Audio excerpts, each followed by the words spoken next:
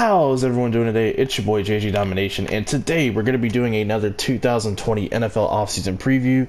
This time we're going to be talking about the Buffalo Bills. And for today's video, I actually recorded this last night. I'm redoing it. You want to know why? Because one of the players I featured in the video for potential free agent targets just got franchise tagged by his own team. Yannick Ngakoue of the Jacksonville Jaguars.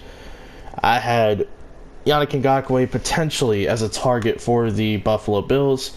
Still could be. You know, there's rumors that he could be tagged and traded, kind of like what Jadeveon Clowney went through last year. But you know, I don't really like to project trades in these. You know, because I tried that already. I didn't even like it all that much. The Cam Newton to the Chargers, like, it makes sense why that would have happened. But you know, looking back on it, like, you know, not really. Kind of don't like that. But I have to redo the video basically because of the news about Yannick Ngakoue, which isn't a big deal. You know, it's fine. I kind of expected that to happen throughout the series. I'm surprised it hasn't happened more often. But we're just going to go ahead and get straight into it. If you're new to these videos, we do cover like the finances, potential roster moves that could be made prior to free agency, and then of course we talk about free agency and the draft. So let's just go ahead and get started. Total cap space for the Buffalo Bills, $83 million for a team that just was in the playoffs. To have $83 million like already right now to play around with, that is insane. You know, normally when you think of some of these playoff teams, they probably have like 20 to 40 million, somewhere in that ballpark. Nah, this team has 83 million. And the thing is, I'm going to give them more. And again, these numbers are according to Spotrac. They are a site that, you know, tracks that kind of information. So that's where I get my info from. 83 million for the Buffalo Bills. That is insane. Wow. They got a ton of money to play with. There's no excuse why they can't upgrade this team even more, even though they were just a playoff team. But the thing is, like, if you don't do anything to your team and you just say run it back, you technically get worse because everyone else in the NFL is trying to get better. And if you do nothing, then in theory, you're getting worse. So for the Bills, use this money. You don't have to use all of it, but just use some of it to make some key upgrades. Looking at the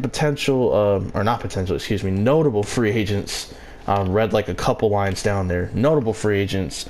You got defensive tackle Jordan Phillips, defensive end Shaq Lawson, guard Quentin Spain, and cornerback Levi Wallace. For this video, I'm not going to be bringing any of them back, but I could totally see the Bills looking to bring back Quentin Spain and Levi Wallace at least. I think the other two will probably just hit the market, get a good-sized offer that the Bills just don't want to pay, and you know, a team, I'm not going to say they'll overpay for him, but it'll come off as an overpay, you know what I mean? Because the Bills, who have all this money, aren't going to be looking to match it, potentially. So for this, you know, they'll probably bring back at least 2 or 3 of these guys, but for the sake of the video, we're going to have none of these guys come back. Now we get into a lengthy portion of this video, which is going to be potential roster cuts. We have about 6 of them listed, and we're going to start off with defensive end Trent Murphy. If you cut Trent Murphy, you're saving $8.05 million. Some of these I did round up a little bit, but for the roster cuts, I didn't round up. Didn't need to, so I just kept them the same. So $8.05 million for Trent Murphy. He's a good player. He's fine, but he's not worth that price for what he brings to your football team. You know, if you had him on the team for $5 million, and I know it's nitpicking, it's like, oh, what's the difference between 8 and 5 million? Well, the answer is 3 million, and that 3 million could be the difference between you getting a solid corner versus a really good, like, fringe Pro Bowl corner. You know, don't believe me? Like, look at the market. Just saying. So yeah, cutting Trent Murphy there, you're going to save a little over $8 million. And then the next cut is Tyler Kroft, which my phone auto-corrected to Tyler Kroger. Just thought that was funny. If you cut Tyler Kroft, you save roughly $4.54 million. You know, this is a guy that they just signed last year, so it'll be kind of unlikely of them to cut a guy that they just re-signed last year. But with the emergence of Dawson Knox, Tyler Kroft is kind of the second best tight end on the team, and I think tight end is still a position they can look to upgrade. Dawson Knox is good, but I like Dawson Knox more as a second option at tight end. You know, he's a decent number 1 tight end, but I like him much more as a number 2. Another player that we're looking to cut is offensive tackle Tynan Secchi. You save $3.7 million. He's good depth, but I'm not paying nearly $4 million for a backup tackle. You know, not just, no. No, we're not doing that. Another cut we're going to make is guard John Feliciano. You save roughly $3.65 million there. I know we're cutting some offensive linemen, but this Bills team has put a lot of resources into the offensive line over the last 2 years, whether it be draft picks or just smaller free agents they've taken shots on. And cutting John Feliciano is not the end of the world. You know, you do save a little chunk of change there. Center Spencer Long is the next cut. He's actually the backup center to Mitch Morse, who of course is the starter on the Buffalo Bills. Spencer Long, I believe, has a club option, so if you decline the club option, you know, you save like $3.42 million, like I mentioned. You know, for a backup center, you know, just saved a little bit of money. And I wouldn't blame the Bills if they didn't cut their backup offensive linemen, because it's good to have that depth, because guys get hurt all the time on the offensive line. It's kind of hard for an offensive line to stay healthy year in and year out. Eventually, like, guys are gonna, you know, roll an ankle, you know, you're gonna mess up their knee, you know, they're not gonna have the same lateral quickness that they displayed the year before. That's just how the human body works, especially for an offensive lineman who was always battling in the trenches. So yeah, we're going to get rid of Spencer Long right there. And then finally, tight end Lee Smith. You save roughly $2.25 million with that cut. He's more of a special teams player at this point. He's the 3rd tight end on this roster. More of a blocking specialist, a fullback type. You know, just get rid of him. You don't need him, not for that price. So looking at the new cap total, I'll give you the exact amount, and then I'll give you the amount that I rounded it up to. So the new cap total after all these cuts is actually going to be $104.96 million, but I just rounded it up to $105 million. You can shred off $4,000 in cash if you desperately need to, but this team's going to have about $105 million in cap space. That is insane. For a team that was just in the playoffs, like, this team, if they really wanted to, could just sign all of the big name free agents if they really wanted to, because they have that kind of money to at least bring in a few, I would say. So potential free agent targets, we're going to look at running back Jordan Howard. That's going to be the first one. I know legend has it, you don't pay a running back. Jordan Howard's not going to cost that much. He might get a similar contract to what Mark Ingram got, which would be like a 3-year, $15 million deal, which, you know, to be honest, is not bad at all. You know, I think paying a running back anything over like 11 or 12 million kind of sucks, but for $5 million, I mean, you're getting a good running back in Jordan Howard to complement Devin Singletary. I don't think it's the end of the world. I like that signing a lot if it were to happen. The next player is going to be tight end Hunter Henry, who there is a likelihood that he could get franchise tagged. Who knows? He might by the time this video goes up. But Hunter Henry, when he's healthy, and that's kind of the issue, is durability. When he's healthy, he's a really good receiver at the tight end position, and he's actually a really good blocker. He was a 2nd-round pick out of Arkansas. I don't know why that information is important, but, you know, he was really good at Arkansas. He kind of made a name for himself in his final year, and when he's been healthy for the Chargers, he's been really good, to tell you the truth, but you wouldn't know it because he's not playing that much. But Hunter Henry would be an ideal fit for the Buffalo Bills because of what he would offer in run blocking, and then of course as a receiving threat, a safety valve for Josh Allen over the middle. It's just a perfect match right there. Another player we're going to look at, potential free agent target, guard Brandon Sheriff. We've had him in a few videos. He is going to be one of the top guards if he hits free agency. It's going to be him and Joe Thuney.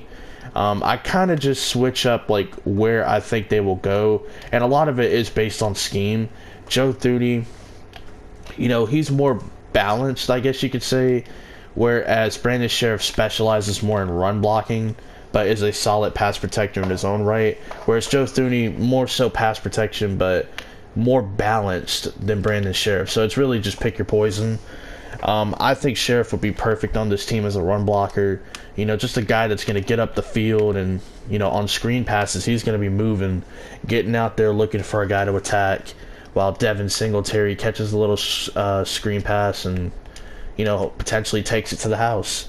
And then the next potential free agent target, again, had to change this because of Yannick Ngakoue getting franchise tagged and possibly going to be tagged in trade. I don't know where to, but it's a possibility. We're going to go with edge rusher Dante Fowler Jr., kind of the next, young pass rusher who also just happened to be a former Jacksonville Jaguar. But Dante Fowler, he's going to have an interesting market. Maybe I projected him to probably like 4 or 5 teams.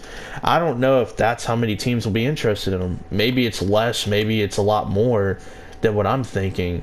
But I think he's going to be more affordable than guys like Jadeveon Clowney. The price of how much Yannick Ngakoue will cost via trade. I just feel like he's going to be a guy where if you're getting him, you're getting a bargain because he's not terrible. Dante Fowler, yes, his career was a little rough at first with Jacksonville because he was injured and not really producing. And then that 2017 season came where everything was clicking for the Jaguars. They were in the playoffs, and he had a big part, in that success. And then he goes to the Rams, and, he's like a solid player for the Rams. He's still young. He still has a ton of upside. Maybe with the Bills, you could see him play much better. Maybe you could see an improved version of him, which wouldn't surprise me at all. And then the final potential free agent target, cornerback Byron Jones, of course, by way of the Dallas Cowboys. This team already has Tre'Davious White. Why not have 2 stud corners? Byron Jones and Tre'Davious White. Why not have both? This defense, the only thing they really need, to be honest, is an edge rusher. They just need more pass rush off the edge. They have a good interior rush. Their linebackers are fast, athletic. They go after the football. And, the corner, they have a star corner. They have a good safety tandem. So just get them another studded corner and a better pass rush, and you're going to see the results, I would think. Unless Josh Allen just regresses to the means. But Byron Jones next to Tre'Davious White, I think that's pretty good. Byron Jones would be asked to be the second best corner on the team.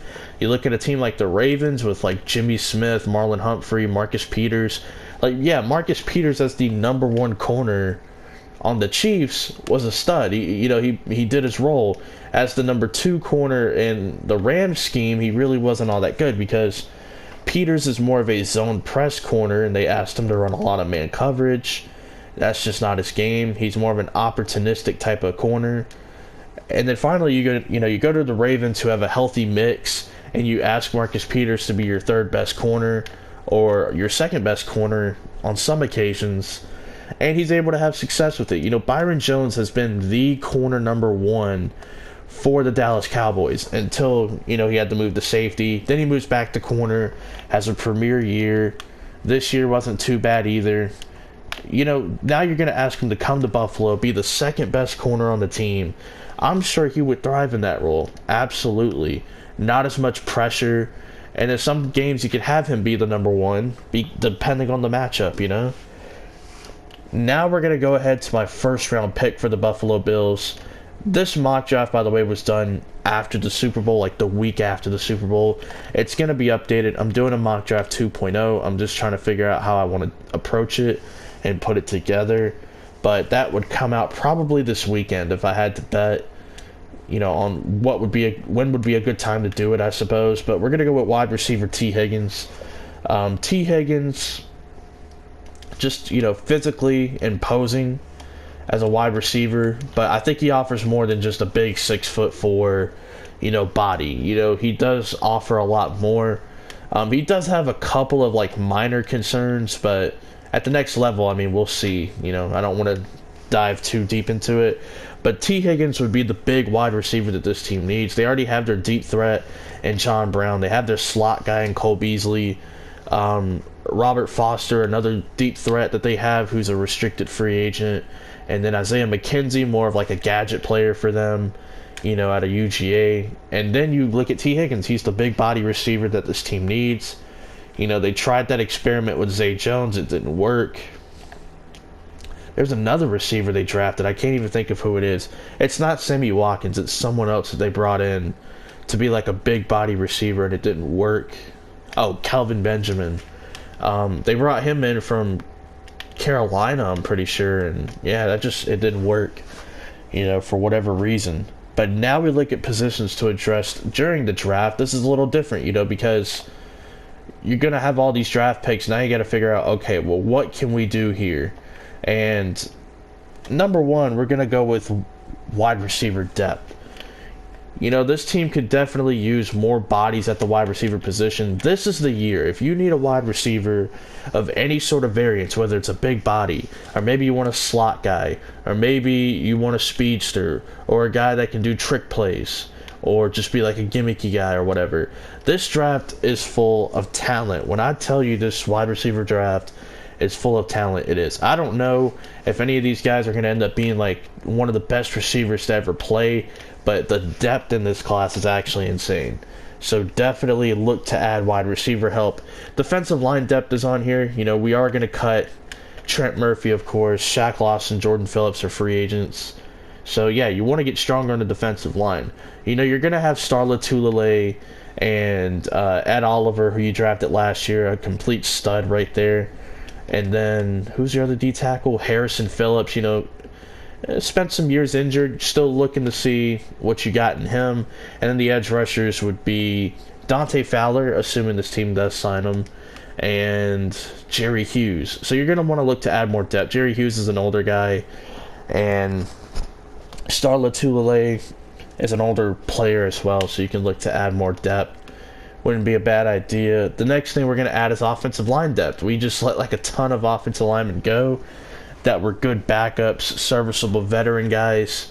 Look to add more during the draft. This draft class, from the little bits that I've seen from the combine and stuff, it looks like it's going to be pretty solid. If you're looking for good depth or guys that can compete for day one starts, I think this is going to be a solid draft class for that. Then you're looking at the defensive back depth. Hey, this team, it wouldn't hurt to add more. You got two safeties who are fixing to be 30, and Jordan Poyer and Micah Hyde. Maybe you bring in another guy who could be the heir apparent to one of those safeties that you got. Or maybe a guy that can just come in and be a Swiss Army knife for you right away. And then finally, running back depth. We did sign Jordan Howard. They do have Devin Singletary. I think TJ Yeldon is still on the roster. But you could look to add another guy. Maybe a speedy wide receiver of some sorts. A guy that could probably return kicks. Just look to add to your running back room. I think they have a good one if they do bring in Jordan Howard, along with the two guys we talked about, Singletary and Yeldon. But look to add another guy. That's my mindset where I'm coming from. But hopefully you guys enjoyed. The next team we're going to be talking about is the New England Patriots. So it should be fun. Hope you guys enjoy. Let me know how you feel in the comment section below about this particular offseason preview. And peace out.